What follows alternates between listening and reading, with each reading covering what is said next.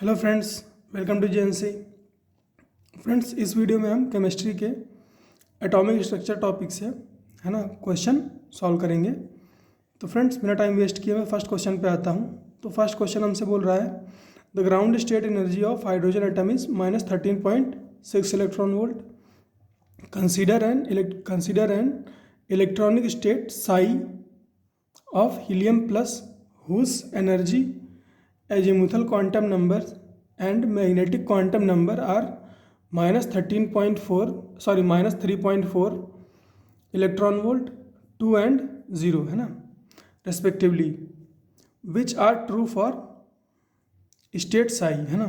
State psi यानी कि helium plus की स्टेट के बारे में हमें कुछ इन्फॉर्मेशन दे रखी है और उस स्टेट से रिलेटेड हमारे पास चार ऑप्शन है। तो हमें बताना है कौन कौन से जो है स्टेट सही है। हाइड्रोजन एटम की ग्राउंड स्टेट की जो एनर्जी है वो हमें गिवन है -13.6 इलेक्ट्रॉन वोल्ट। इसके अलावा हमें क्या क्या दे रखा है, हमें दे रखा है हीलियम प्लस की हमें एनर्जी दे रखी है ना। हीलियम प्लस की हमें एनर्जी दे रखी है किसी एक स्टेट साई की है ना। हीलियम प्लस कि किसी एक स्टेट साई की हमें एनर्जी गिवन है -3.4 इलेक्ट्रॉन वोल्ट। और दूसरा हमें एजीमुथल क्वांटम नंबर गिवन है। Azimuthal quantum number means L given है, एल इज 2। और magnetic quantum number M L, magnetic quantum number given है।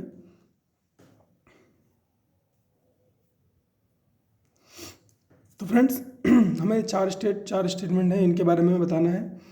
तो हमें स्टेट बतानी है कि it is a 4D state है ना। It is a 4D state. Second हमसे बोल रहा है the nuclear charge experienced by electron in this state is less than 2E है ना, where E is electronic charge.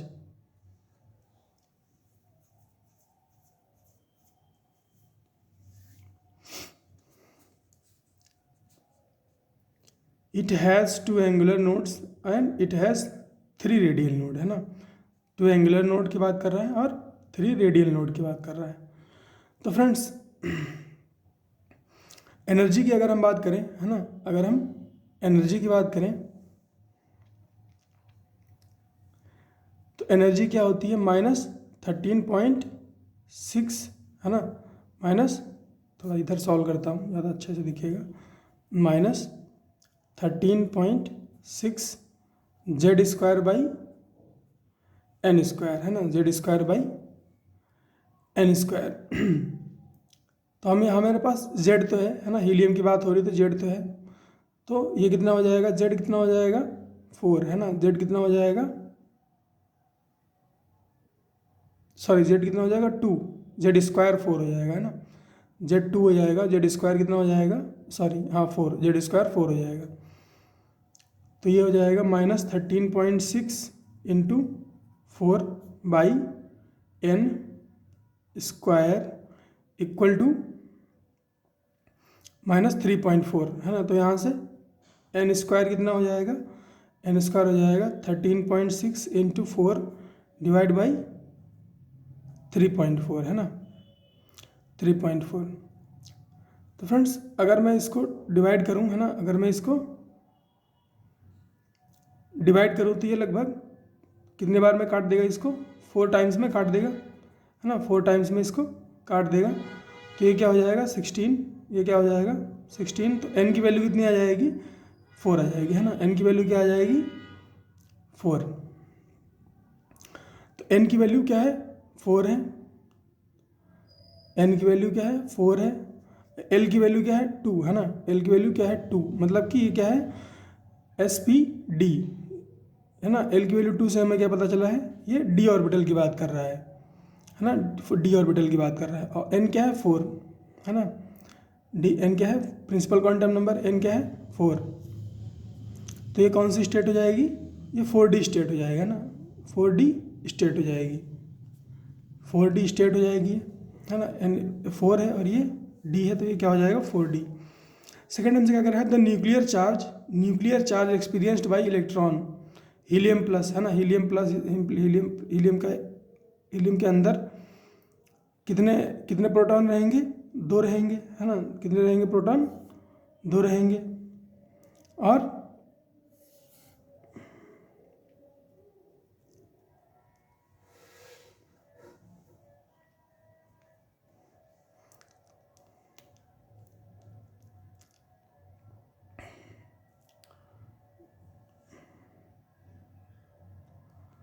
Electron बाहर कहाँ पर है, 4D स्टेट पर है ना, कहाँ पर है, 4D, है ना, 4D।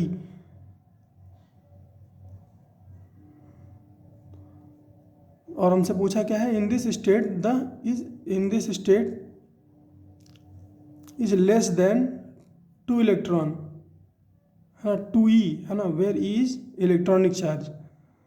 तो फ्रेंड्स ऐसा नहीं होगा, है ना, क्योंकि किसी भी तरह की शील्डिंग नहीं हो रही है ना, किसी भी तरह की शील्डिंग नहीं हो रही है। अगर फर्दर कोई इलेक्ट्रॉन होता, है ना, अगर फर्दर कोई इलेक्ट्रॉन होता तो वो शील्डिंग प्रोवाइड करता, लेकिन यहाँ पर क्या है, किसी भी तरह की शील्डिंग नहीं हो रही है ना। तो क्या होगा, ये स्टेटमेंट गलत हो जाएगा, है ना, क्या हो जाएगा, ये स्टेटमेंट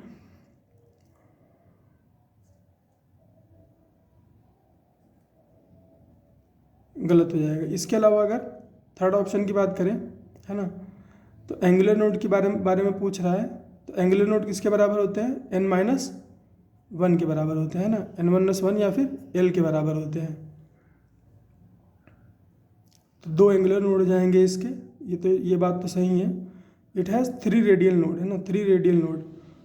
तो फ्रेंड्स रेडियल नोड किसके बराबर होते हैं, n-l-1 के बराबर होते हैं, है ना, n-l-1 के बराबर होते हैं। n की वैल्यू है 4, l की वैल्यू है 2 और ये क्या है 1। तो इसकी वैल्यू कितनी हो जाएगी, 1, है ना। तो केवल एक ही रेडियल नोड होगा, है ना, केवल एक ही रेडियल नोड होगा। तो ये स्टेटमेंट भी गलत हो जाएगा। इसके अलावा सेकंड क्वेश्चन में हमसे क्या पूछ रहा है, नॉट कंसिडरिंग, है ना, not considering the electronic spin, not considering the electronic spin, the degeneracy of the second excited state n is equal to 3 of hydrogen atom in 9 is 9, है ना, इज 9 होगा।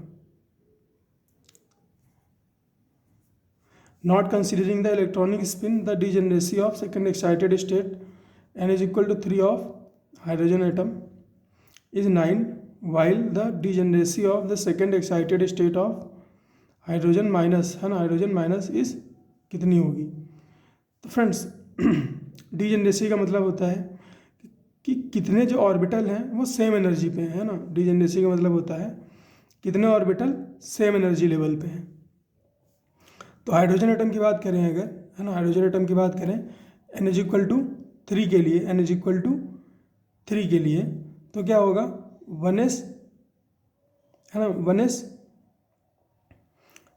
1s की एनर्जी कम होगी किससे, 2s और 2p से, है ना, 2s और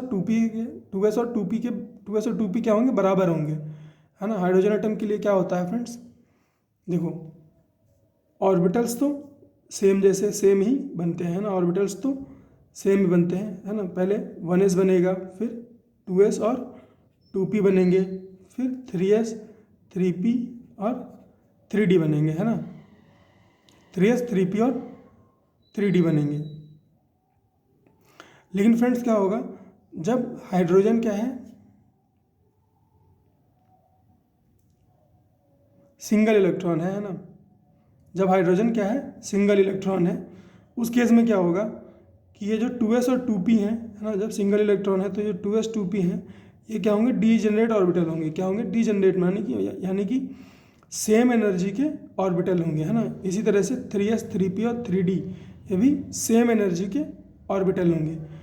और फ्रेंड्स क्या होगा, जो 1s है ना, उसकी एनर्जी कम होगी इस 2s 2p से, और जो इस 2s 2p की एनर्जी है वो कम होगी 3s 3p 3d के, है ना, और इसे फर्दर चलते रहेगा। तो हाइड्रोजन एटम के लिए ये क्या हो जाएगा, 1s की एनर्जी कम होगी 2s 2p से, और 2s 2p की एनर्जी कम होगी 3s 3p 3d से, है ना। और ये 2s 2p की एनर्जी बराबर होगी, है ना, क्योंकि ये सिंगल इलेक्ट्रॉन के लिए है ना। ये जब तक कब तक के लिए है, ऐसा तब है जब ये सिंगल इलेक्ट्रॉन के लिए है ना, ऐसा तब है जब ये सिंगल इलेक्ट्रॉन के लिए है। इसी तरह से 3s 3p और 3d है ना, 3s 3p और 3d तीनों की एनर्जी क्या होगी, बराबर होगी। अब इसमें कितने ऑर्बिटल हैं, एक, इसमें कितने हैं, 3, और इसमें कितने हैं, 5 है ना। तो 1 + 3 + 5, तो 5 जो ये कितने हो गए, 9। तो 9 ऑर्बिटल हैं सेम एनर्जी के, तो इसकी डीजेनरेसी कितनी हो गई, 9 है ना। इसकी डीजेनरेसी कितनी हो गई, 9। और 1s क्या है, ग्राउंड स्टेट, और ये 2 क्या है, 2s 2p क्या है, फर्स्ट एक्साइटेड स्टेट, और 3s 3p 3d क्या है, सेकेंड एक्साइटेड स्टेट है ना।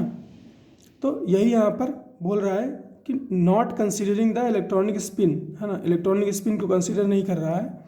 The degeneracy of the second excited state n = 3 for hydrogen atom. तो सेकेंड एक्साइटेड स्टेट की जो डीजेनरेसी है वो कितनी है, 9 है ना, 9 है।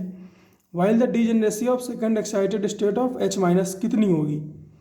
और ये अब H- क्या है, H- फ्रेंड्स, इस पर पहले एक इलेक्ट्रॉन था, अब H- एक इलेक्ट्रॉन और ले लिया तो 2 इलेक्ट्रॉन हो गए, तो ये क्या हो गया, मल्टी इलेक्ट्रॉन हो गया है ना, क्या हो गया, मल्टी इलेक्ट्रॉन हो गया। अब यहाँ पर ये सिचुएशन नहीं रहेगी, अब केस बदल जाएगा।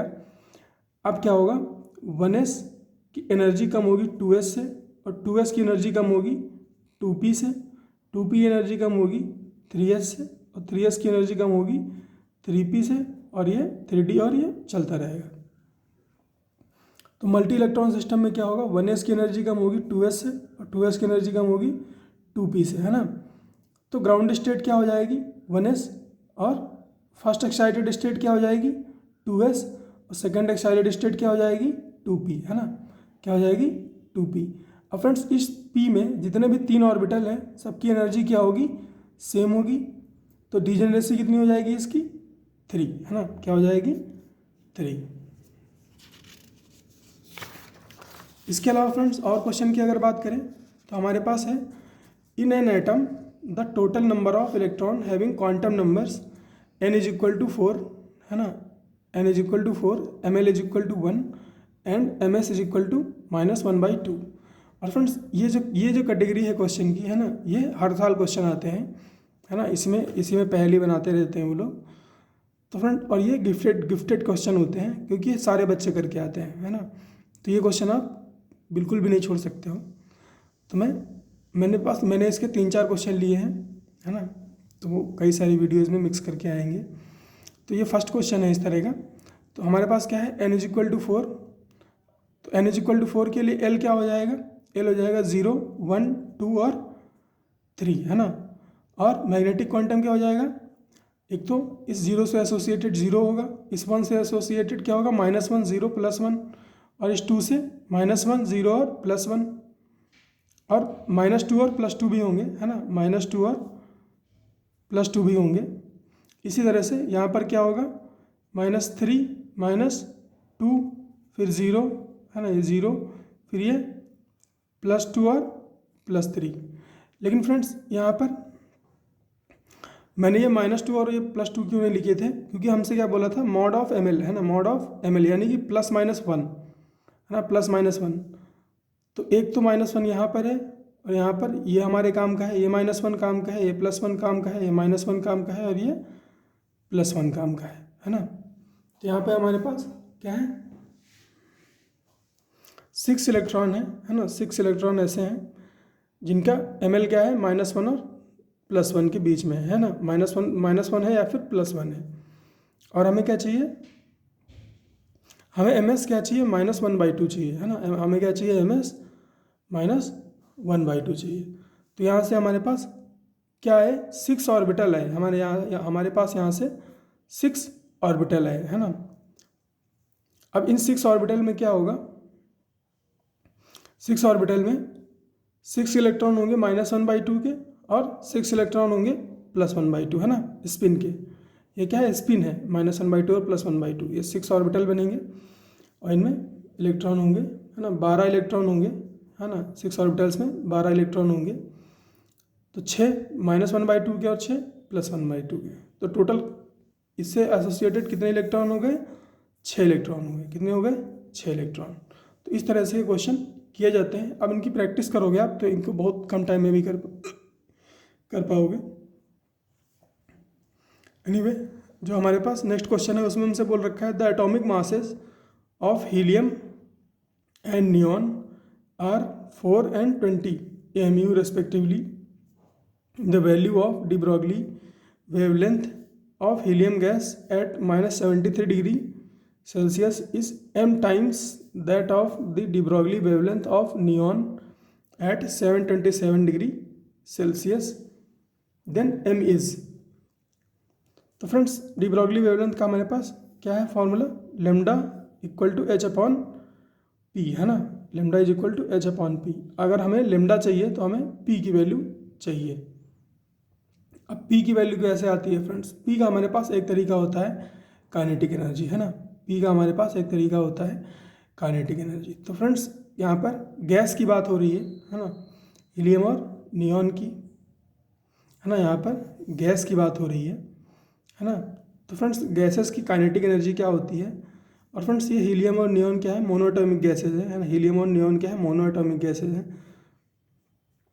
तो मोनोएटॉमिक गैस के लिए जो काइनेटिक एनर्जी होती है ना, या किसी भी गैस के लिए जो मोनोएटॉमिक गैस होती है वो क्या होती है, F/2, है ना, RT, है ना, F/2 RT। F क्या होता है, degree of freedom. Monoatomic gas के लिए डिग्री ऑफ फ्रीडम क्या होता है, 3। तो काइनेटिक एनर्जी क्या हो गई, 3/2 RT। काइनेटिक एनर्जी हो गई 3/2 RT। तो काइनेटिक एनर्जी फ्रेंड्स यहाँ पर देखो आप किसके प्रोपोर्शनल हो गई, काइनेटिक एनर्जी प्रोपोर्शनल हो गई टी के, है ना। काइनेटिक एनर्जी किसके प्रोपोर्शनल हो गई, टी के। और फ्रेंड्स हमारे पास टेम्परेचर का, क्योंकि हमें टेम्परेचर का ही यहाँ पे वेरिएशन दिखाया गया है ना, इसीलिए हमें काइनेटिक एनर्जी और टेम्परेचर में एक रिलेशन चाहिए था, तो हमने यहाँ से निकाल लिया। अब इस पी को हम क्या करेंगे, है ना, काइनेटिक एनर्जी के टर्म्स में लिखेंगे। तो फ्रेंड्स हमें पता है ना, कि जो मोमेंटम होता है उसको मोमेंटम को हम काइनेटिक एनर्जी के टर्म्स में कैसे लिख सकते हैं।